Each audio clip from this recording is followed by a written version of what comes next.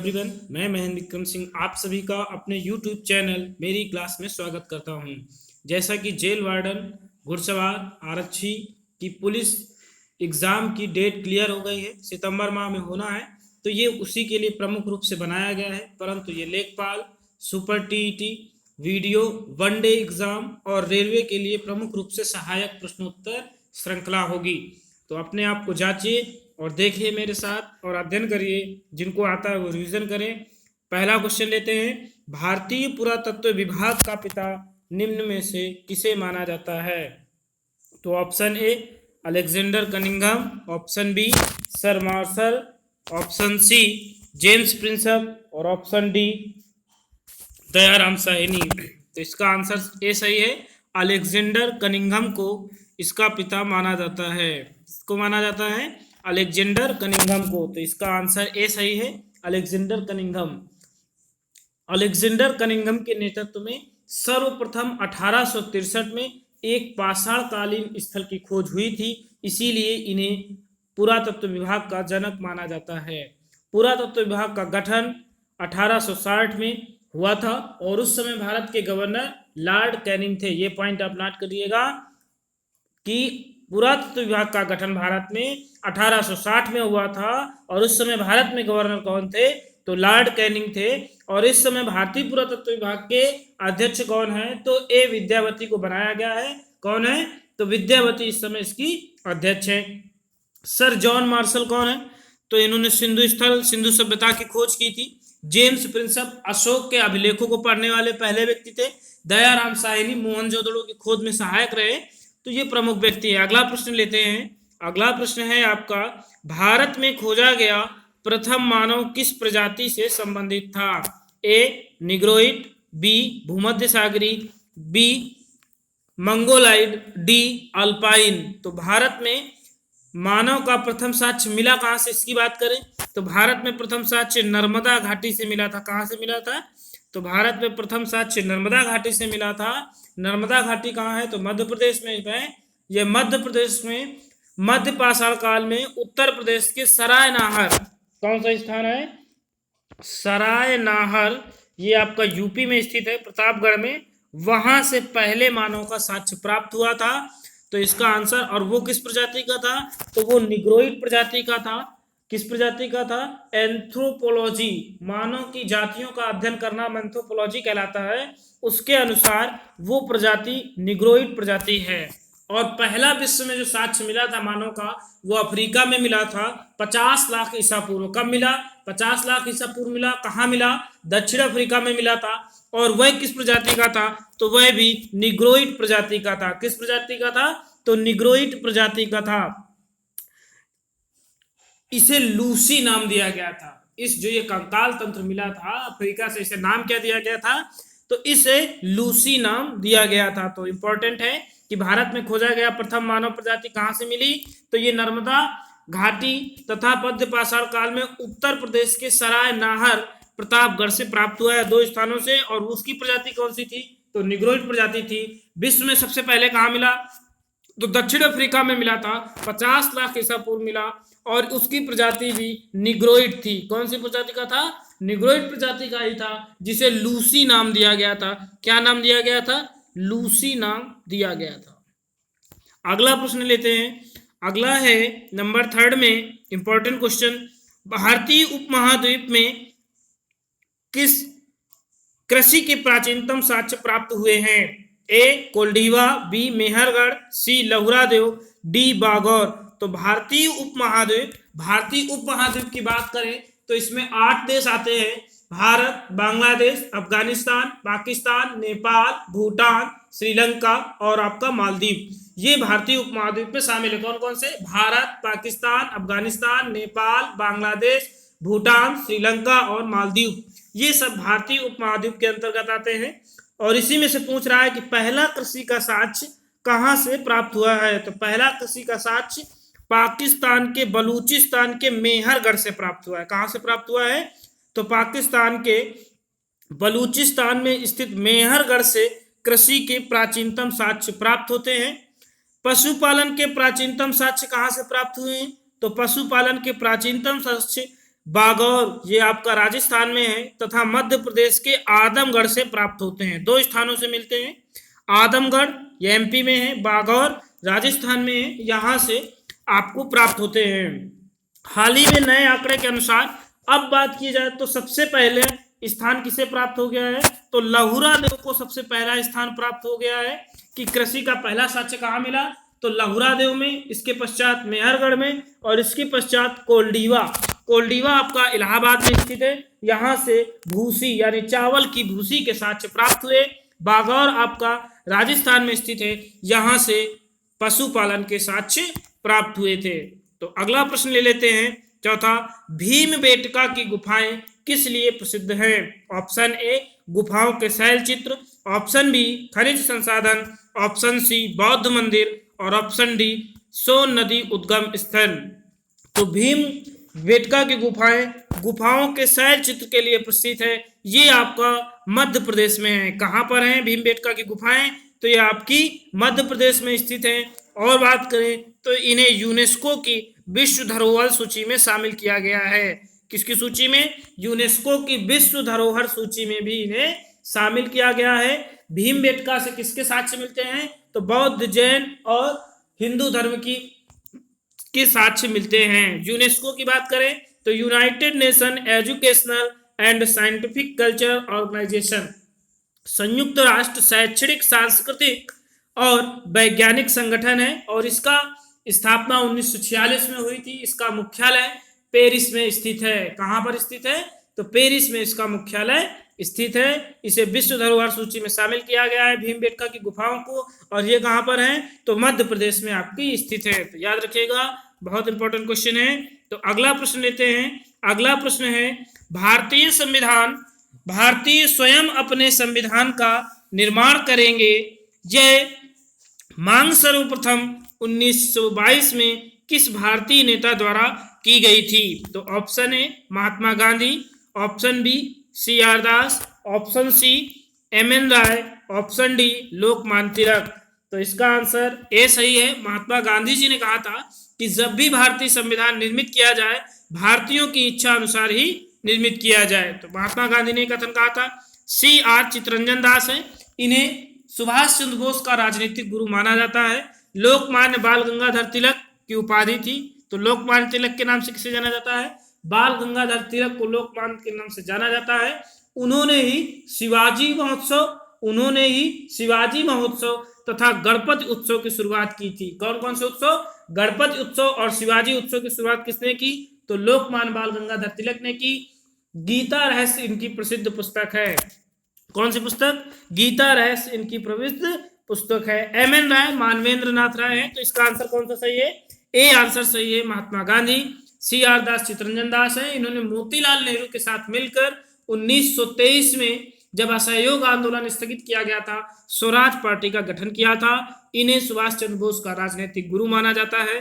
तो अगला क्वेश्चन लेते हैं। अगला क्वेश्चन है, कैबिनेट मिशन की सिफारिश पर गठित संविधान सभा में प्रारंभिक सदस्यों की संख्या 389 थी, जिसमें देशी रियासतों से कितने शामिल हुए थे? देशी रियासतों से शामिल सदस्यों की संख्या कितनी थी? तो ए 93, बी 92, सी 107 और डी 42। तो कैबिनेट मिशन की सिफारिश पर जुलाई 1946 में संविधान सभा का चुनाव हुआ। कब हुआ? तो जुलाई 1946 में संविधान सभा के लिए चुनाव हुए थे, जो अप्रत्यक्ष चुनाव प्रणाली पर आधारित था। और इसमें निर्णय लिया गया कि 10 लाख की जनसंख्या पर एक व्यक्ति को चुना जाएगा, जिसमें से कुल 389 सदस्य चुने गए थे। कितने सदस्य चुने गए? 389 सदस्य चुने गए। किसके कहने पर? कैबिनेट मिशन के कहने पर। चुनाव कब हुए? तो जुलाई 1946 पर हुए। कैसे हुए? तो अप्रत्यक्ष चुनाव प्रणाली द्वारा ये चुनाव संपन्न हुए थे। इसमें ब्रिटिश प्रांतों से, मतलब जहां पर ब्रिटिश का अधिकार था, वहां से 292, और जो ये क्वेश्चन पूछा गया है देशी रियासतों से, तो देशी रियासतों से 93 सदस्य चुने गए थे। जबकि कमिश्नरी क्षेत्रों से 4 सदस्य चुने गए थे। कितने चुने गए? कमिश्नरी क्षेत्रों से 4 प्रतिनिधि चुने गए थे। जब विभाजन हो जाता है तो विभाजन के पश्चात संविधान सभा की संख्या घटकर 299 हो गई थी। कितनी हुई? तो 299 हो गई जब पाकिस्तान भारत से अलग हुआ। और जब संविधान बनकर निर्मित हुआ, कब निर्मित हुआ, तो 26 नवंबर 1949 को भारतीय संविधान निर्मित हुआ था। तब इसमें 284 सदस्य बचे थे। कितने सदस्य बचे थे, तो 284 सदस्य इसमें तब बचे थे। तो इंपॉर्टेंट है, आप याद रखिएगा कि कितने सदस्य बचे जब भारतीय संविधान पूरी तरह से निर्मित हुआ। तो 26 नवंबर 1949 को निर्मित हुआ। पूरी तरह से लागू कब हुआ, तो 26 जनवरी 1950 को ये लागू हुआ था। तब इसमें 284 सदस्य थे। जबकि चुनाव में कितने जीते थे, 389 जीते। देशी प्रांतों के कितने थे, तो देशी प्रांतों से 93 थे और कमिश्नरी क्षेत्रों से 4 थे। और जब बंटवारा हो गया तो सदस्यों की संख्या 292 बची। फिर कुछ और सदस्य अलग हो गए। अब एक प्रश्न पूछा जाता है कि इसमें महिलाओं की संख्या कितनी थी, तो 15 महिलाएं संविधान सभा में शामिल थी। कितनी महिलाएं शामिल थी, तो 15 महिलाएं संविधान सभा में शामिल थी। अगला प्रश्न लेते हैं कि आधुनिक लोकतंत्र का विकास सर्वप्रथम किस देश में हुआ था। Option A America, option B Britain, option C France. तो A America, B Britain, C France और डी इटली।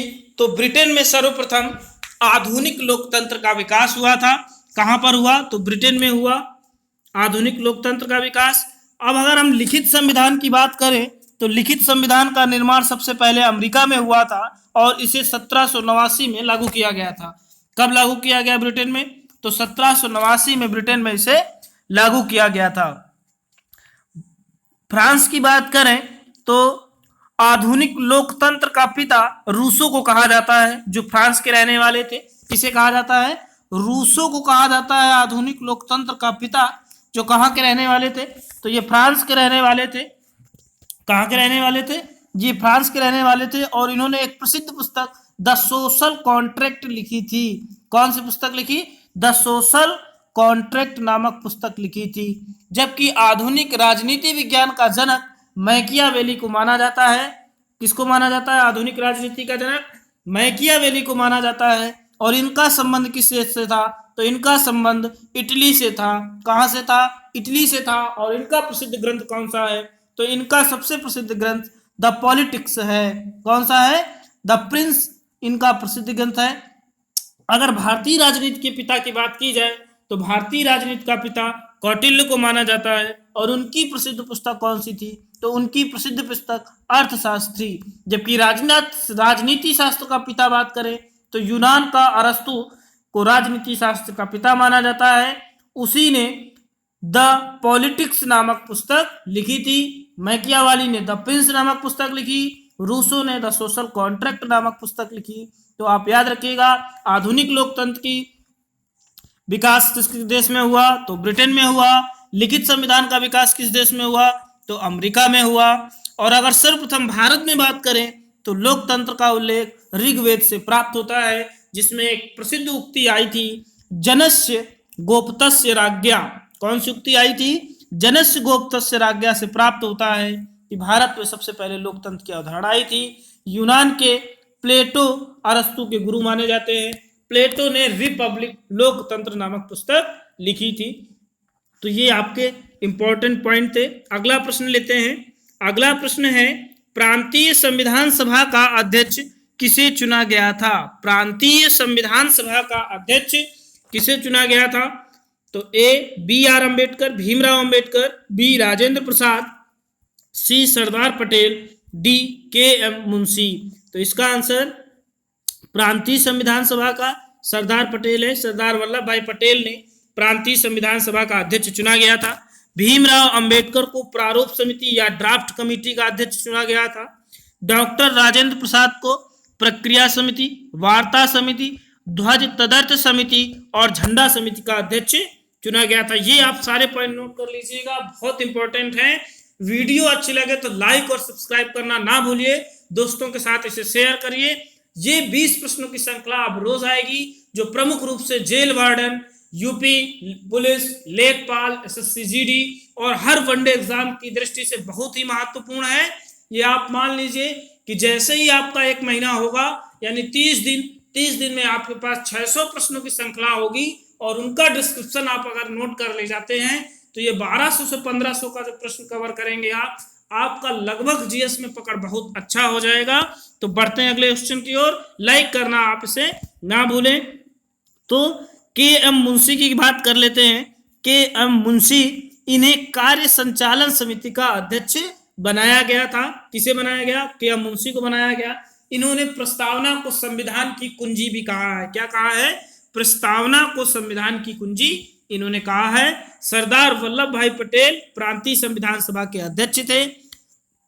तो आप याद रखिएगा, सरदार की उपाधि वल्लभ भाई पटेल को 1928 में बारदोली की महिलाओं की ओर से महात्मा गांधी जी ने दिया था। बारदोली सत्याग्रह का इन्होंने नेतृत्व किया था। तो बारदोली की महिलाओं ने ये आग्रह किया गांधी जी से कि हमारी ओर से इन्हें सरदार की उपाधि दी जाए। तो ये सरदार हो गए। अगला प्रश्न लेते हैं। अगला इंपॉर्टेंट प्रश्न है, संविधान संशोधन की प्रक्रिया किस देश से ली गई है? इंपॉर्टेंट है कि कॉन्स्टिट्यूशन में जो इंप्रूवमेंट हो जाता है, संशोधन होता है, अमेंडमेंट होता है, इसका प्रोसेस किस देश से लिया गया है, प्रक्रिया किस देश से आई है? तो ए दक्षिण अफ्रीका, बी सोवियत संघ रूस, ये पूरा आंसर है सोवियत संघ रूस, डी अमेरिका और ई ऑस्ट्रेलिया। तो ए दक्षिण अफ्रीका से संविधान संशोधन की प्रक्रिया को लिया गया है। इसका उल्लेख अनुच्छेद 368 में किया गया है। किस आर्टिकल में है? तो 368 जो आर्टिकल है वो संविधान संशोधन, कॉन्स्टिट्यूशन अमेंडमेंट से संबंधित है। सोवियत संघ रूस की बात करें तो सोवियत संघ रूस से मौलिक कर्तव्य लिए गए हैं। बहुत इंपॉर्टेंट है कि मौलिक कर्तव्य किस देश से लिए गए हैं? तो सोवियत संघ रूस से लिए गए हैं। क्या ये संविधान में थे? तो संविधान में ये नहीं थे। बाद में इनको 42वें संविधान संशोधन के द्वारा सरदार स्वर्ण सिंह समिति की सिफारिश पर इन्हें लागू किया गया था। और प्रारंभ में इनकी संख्या 10 थी। प्रारंभ में इनकी संख्या 10 थी। 11वां मौलिक कर्तव्य 6 से 14 वर्ष तक के आयु के बच्चों को, जैसा कि राज्य अवधारित करे, निःशुल्क शिक्षा का प्रावधान किया गया है। तो ये याद रखिएगा कि मौलिक कर्तव्य कहाँ से लिए गए? सोवियत संघ रूस से लिए गए थे। और वर्तमान में इनकी संख्या कितनी है? तो वर्तमान में इनकी संख्या 11 है। एक प्रश्न और बनता है कि पंचवर्षीय योजनाओं की अवधारणा कहाँ से ली गई थी? पंचवर्षीय योजनाएं कहाँ से ली गई थी? तो वो भी रूस से ली गई थी। अगला जो सी ऑप्शन है, अमेरिका की बात करें कि अमेरिका से क्या लिया गया है, तो ये बहुत इंपॉर्टेंट है। मौलिक अधिकार, मौलिक कर्तव्य रूस से लिए गए, लेकिन मौलिक अधिकार, मूल अधिकार जिसे कहते हैं, ये कहाँ से लिए गए थे? तो ये अमेरिका से लिए गए। संविधान की सर्वोच्चता, राष्ट्रपति के पास वीटो पावर, सुप्रीम कोर्ट की स्वतंत्रता, प्रस्तावना आदि, ये सब कहाँ से लिए गए? तो अमेरिका से। तो आपको प्रमुख रूप से मौलिक अधिकार याद रखना है कि कहाँ से लिए गए थे।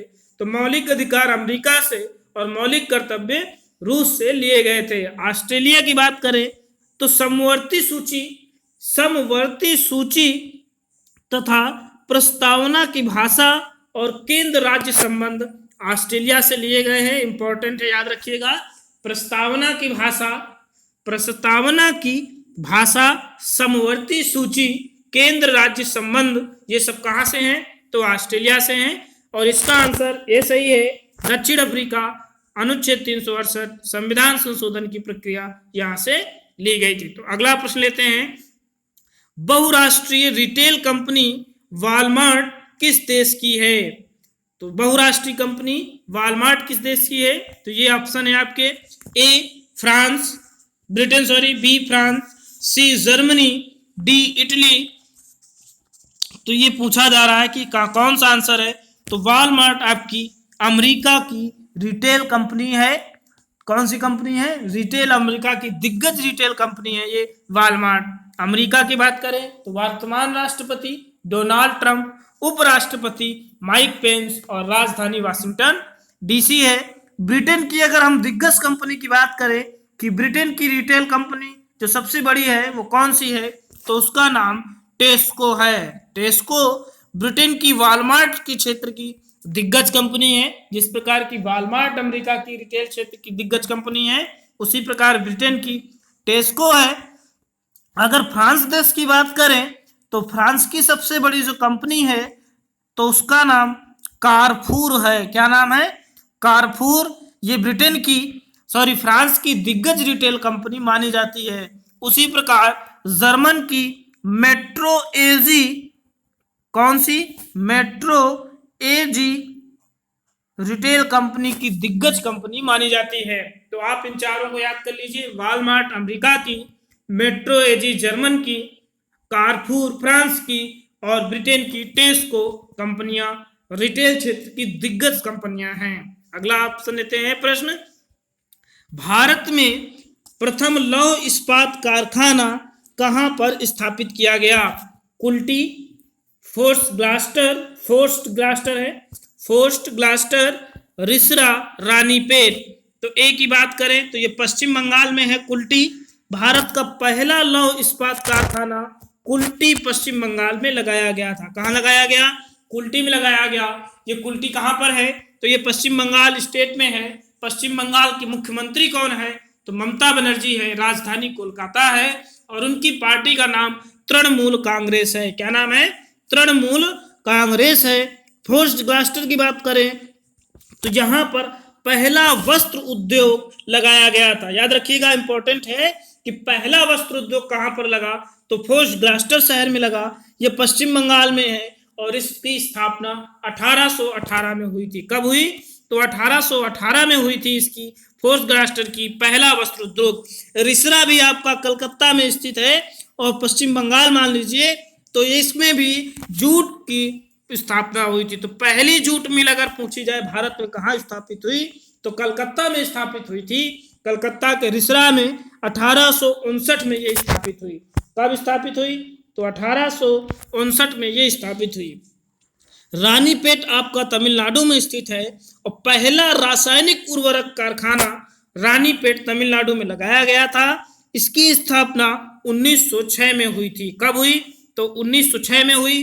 कहाँ है? तो ये रानीपेट आपका तमिलनाडु में है। तो फिर से याद रखिए, पहला लौह इस्पात कुल्टी में लगाया गया, पहला वस्त्र पार्क या वस्त्र उद्योग फोर्स्ट ग्लास्टर पश्चिम बंगाल में लगाया गया, पहला जूट मिल रिसरा पश्चिम बंगाल में ही स्थापित हुआ और पहली रासायनिक उर्वरक फैक्ट्री रानीपेट तमिलनाडु में स्थापित की गई थी। तो अगला प्रश्न ले लेते हैं, काले धन की जांच हेतु गठित समिति के अध्यक्ष कौन थे? ए मुकुल मुद्गल समिति, बी एमबी शाह समिति, सी भगवती समिति, डी कस्तूरी रंगन समिति।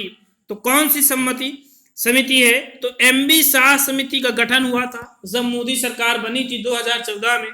इसका प्रमुख उद्देश्य काले धन की जांच करना था, इसके लिए गठित की गई थी। मुकुल मुद्गल समिति की बात करें तो आईपीएल में स्पॉट फिक्सिंग की जांच करने के लिए गठित हुआ था।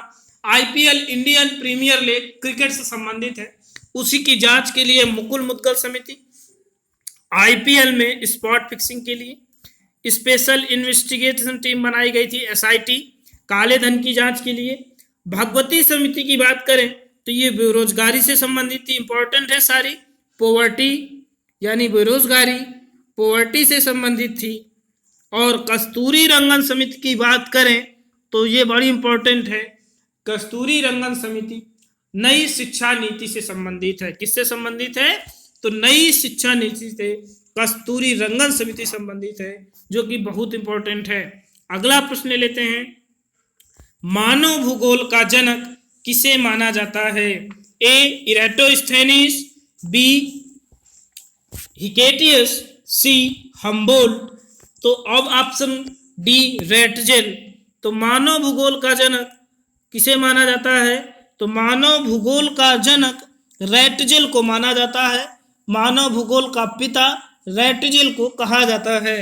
इरेटोस्थेनीज की बात करें तो जियोग्राफिका शब्द का प्रतिपादन किसने किया? तो जियोग्राफी शब्द इरेटोस्थेनीज ने ही दिया था। इरेटोस्थेनीज को गणितीय भूगोल का जनक भी माना जाता है। किस भूगोल का? तो मैथमेटिक्स जियोग्राफी, गणितीय भूगोल का जनक इन्हें माना जाता है। आप बिल्कुल, ये पॉइंट बहुत इंपॉर्टेंट है, फिर से सुनिए। मानव भूगोल का जनक रेटजेल को माना जाता है। इरेटोस्थेनीज जियोग्राफी शब्द के प्रतिपादन करता थे, इन्हें गणितीय भूगोल का जनक माना जाता है। हम्बोल्ट की बात करें तो इन्हें आधुनिक भूगोल का जनक माना जाता है। हम्बोल्ट को आधुनिक भूगोल का जनक माना जाता है, जबकि भूगोल का पिता हिकेटियस को माना जाता है। हिकेटियस की एक प्रसिद्ध पुस्तक है जिस पेरिडायस, जिसमें इन्होंने बहुत विस्तृत चर्चा की है भूगोल के विषय में।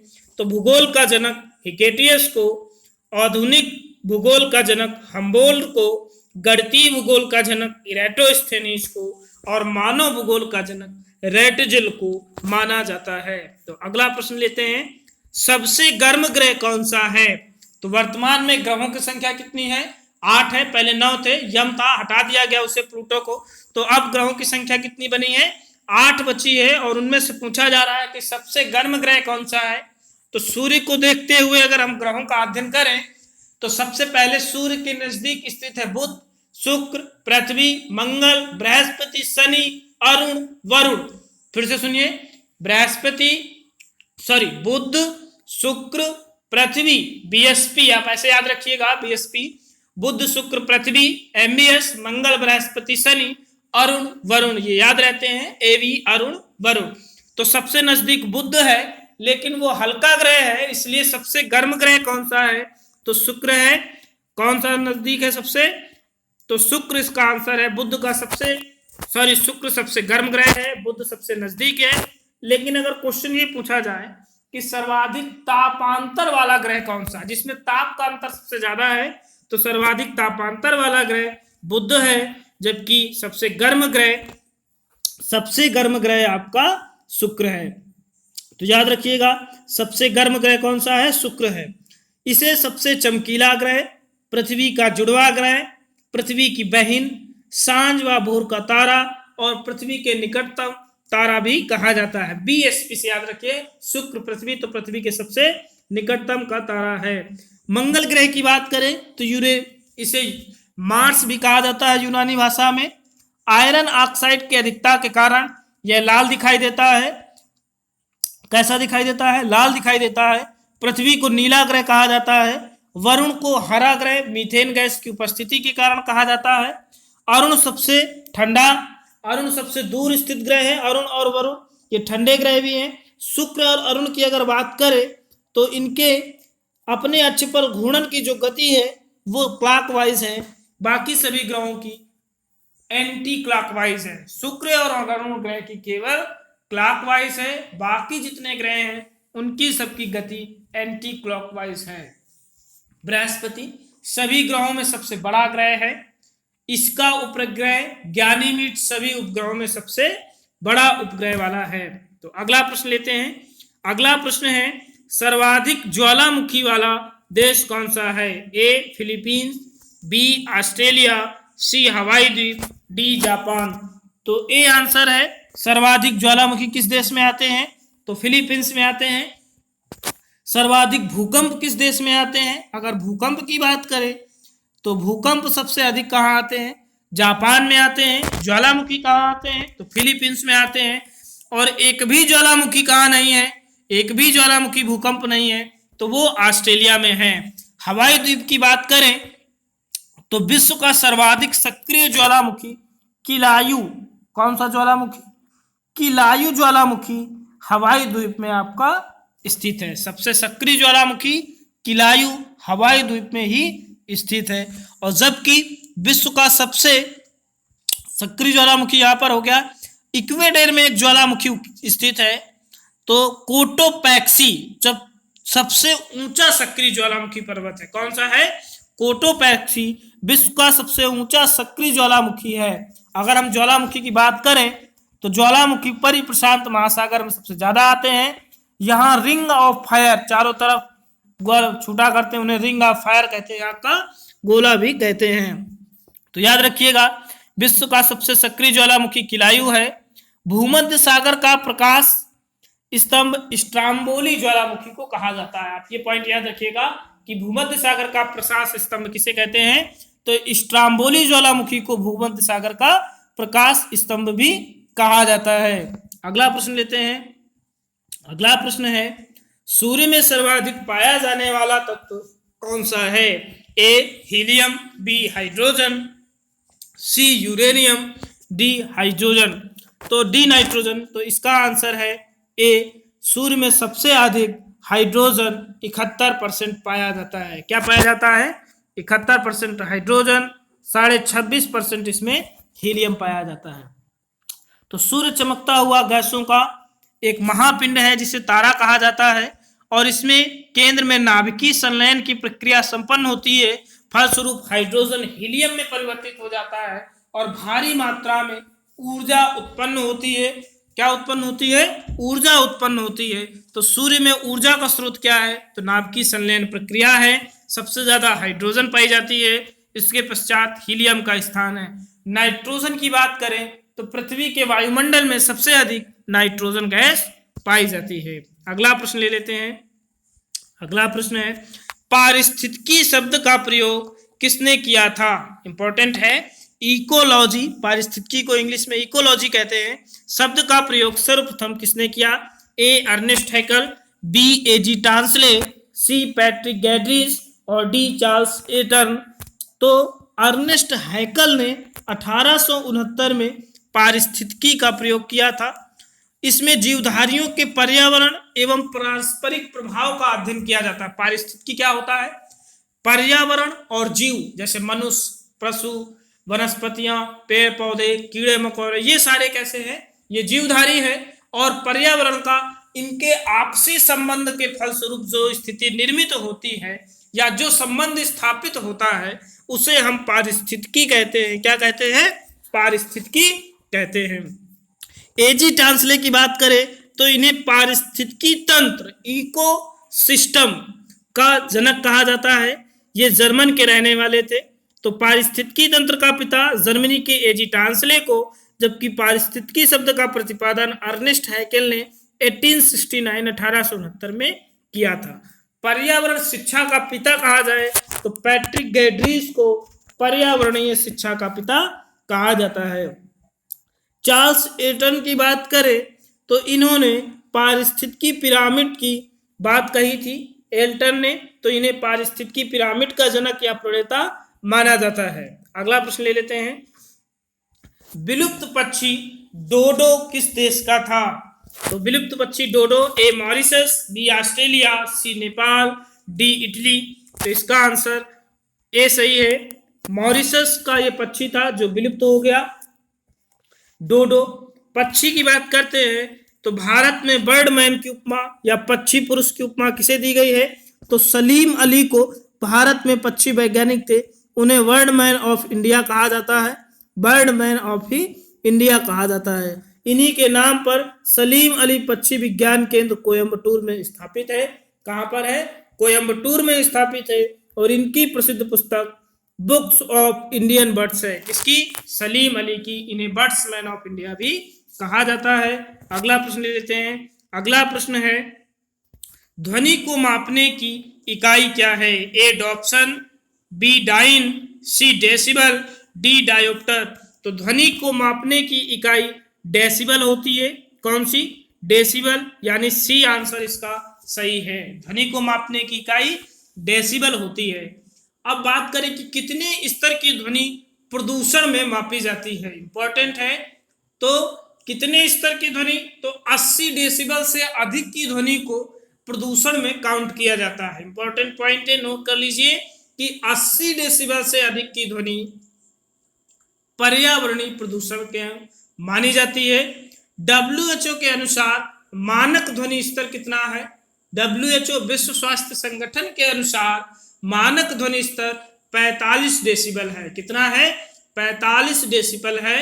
अगला जो एक क्वेश्चन पूछा गया है कई बार कि फुसफुसाहट या पत्तों की सरसराहट की आवाज कितनी है? तो इसकी 15 से 20 डेसिबल है। कितनी है? 15 से 20 डेसिबल है। और सामान्य बातचीत की ध्वनि 40 से 50 डेसिबल है। तो ये पॉइंट याद रखिएगा। ध्वनि प्रदूषण 80 डेसिबल से अधिक की, WHO के अनुसार मानक ध्वनि 45 डेसिबल, सामान्य बातचीत की 40 से 50 डेसिबल और फुसफुसाहट या पत्तों की सरसराहट की 15 से 20 डेसिबल मानी जाती है। ऑप्शन जो ए दिया गया है डॉप्सन इकाई, तो इससे डॉप्सन से क्या होता है? इससे ओजोन परत की माप की जाती है। किसकी? ओजोन परत की माप की जाती है। ओजोन एक गैस है जो समताप मंडल में पाई जाती है। कहाँ पाई जाती है? समताप मंडल में पाई जाती है। और इसे जीवन रक्षक गैस भी कहा जाता है। क्योंकि सूर्य से आने वाली पराबैंगनी किरणों को ये रोक लेती है। यदि सूर्य की अल्ट्रावायलेट किरणें, पराबैंगनी किरणें ओजोन परत समताप मंडल में ना रोके तो ये क्षोभ मंडल, यानी जिस मंडल में हम रहते हैं उस मंडल को क्षोभ मंडल कहते हैं, वहां पर उपस्थित जीवधारियों पर पड़ेगी। इनसे क्या होगा? मनुष्यों पर चर्म रोग, कैंसर, मोतियाबिंद जैसी बीमारियां उत्पन्न होंगी। डाइन की अगर बात करें, डाइन जो ऑप्शन है ये बल का मात्रक है। सीजीएस पद्धति में बल का मात्रक डाइन होता है। 1 न्यूटन बराबर 10 की पावर 7 डाइन होता है। क्या होता है? 1 न्यूटन बराबर 10 की पावर 7 डाइन होता है। लेकिन आजकल प्रश्न ये पूछा जाता है कि 1 डाइन बराबर कितने न्यूटन होता है, तो जस्ट ये उल्टा हो जाएगा, 10 की पावर -7 न्यूटन 1 डाइन बराबर हो जाएगा। डायोप्टर की बात करें तो ये लेंस की क्षमता का मात्रक होता है। किसका होता है? लेंस की क्षमता का मात्रक आपका डायोप्टर होता है। तो अगला प्रश्न लेते हैं। अगला प्रश्न है, इंसुलिन का स्राव किस ग्रंथि से होता है? इंसुलिन का स्राव किस ग्रंथि से होता है? ए यकृत, बी अग्नाशय, सी पीयूष ग्रंथि, डी हाइपोथैलेमस ग्रंथि। तो इसका पैंक्रियाज ग्रंथि अग्नाशय ग्रंथि से स्राव होता है।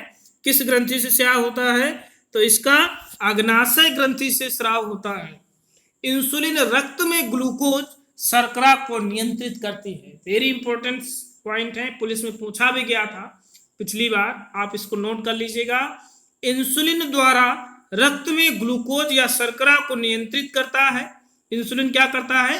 रक्त में ग्लूकोज को नियंत्रित करता है। कहां से निकलता है? तो अग्नाशय में स्थित पैंक्रियाज ग्लैंड, इंग्लिश को बोलते हैं इंग्लिश में स्थित लैंगर-हैंस की द्वीपिकाओं द्वारा स्रावित हार्मोन होता है। क्या है? तो इंसुलिन एक प्रकार का हार्मोन है। ये करता क्या है? तो ये रक्त में शर्करा, ग्लूकोज की मात्रा को नियंत्रित करता है। और कहां से निकलता है? तो अग्नाशय में स्थित लैंगर-हैंस की द्वीपिकाओं द्वारा स्रावित होता है। इसकी मात्रा रक्त में कितनी होनी चाहिए? तो इसकी रक्त में मात्रा भोजन से पहले 70 से 100 मिलीग्राम होती है प्रति 10 डेसीलीटर, और भोजन के बाद 140 मिलीग्राम प्रति डेसीलीटर से अगर अधिक हुई तो डायबिटीज रोग हो जाता है, और अगर इसकी मात्रा कम हुई तो हाइपरग्लाइसीमिया रोग होता है, जिसमें बेहोशी के लक्षण होते हैं। अगर मात्रा कम हुई, अगर ये अधिक हो गया इंसुलिन तो हाइपरग्लाइसीमिया, और अगर कम हो गया तो हाइपोग्लाइसीमिया हो जाता है। हाइपोग्लाइसीमिया में बेचैनी, सिर दर्द, तेज धड़कन के लक्षण होते हैं, जबकि हाइपरग्लाइमिया में बेहोशी के लक्षण प्रकट होते हैं। यकृत ग्रंथि की बात करें, इसे लीवर कहा जाता है। तो ये मानव शरीर की सबसे बड़ी ग्रंथि है। कौन सी है? बड़ी ग्रंथि है। पीयूष की बात करें तो पीयूष ग्रंथि को मास्टर ग्रंथि कहा जाता है। क्या कहा जाता है? मास्टर ग्रंथि कहा जाता है। हाइपोथैलेमस ग्रंथि शरीर में ताप का नियंत्रण करती है। इसे मास्टर ऑफ मास्टर ग्लैंड कहते हैं। क्या कहते हैं इसे?